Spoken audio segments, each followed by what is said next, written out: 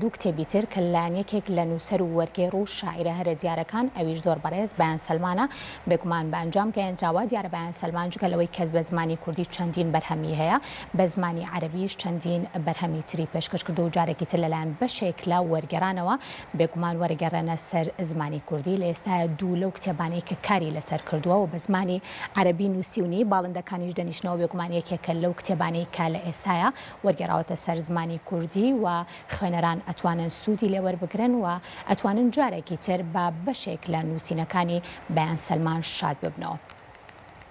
بەیان سەلمان ساڵی 1961 لە کەرکووک لەدایک بووە. شاعیر، ڕۆمانووس و وەرگێڕە بە زمانی کوردی، عەرەبی و فەرەنسی بەرهەمی بڵاو کردوێتەوە. لە ساڵی 1996 یەکەم بەرهەمی شێعری خۆی چاپ کردووە.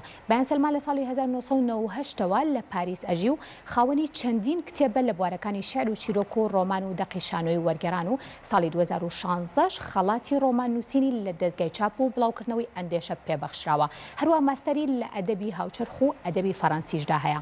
ڕۆمانی باڵندەکانیش دەنیشتنەوە و ئەو هەورە کە ژیاننامەی کۆڕە و نوێترین بڵاوکراوەکانی بەیان سەلمان و کاروان بازیان لە عەرەبیە و وەرگێڕاوەتە سەر زمانی کوردی.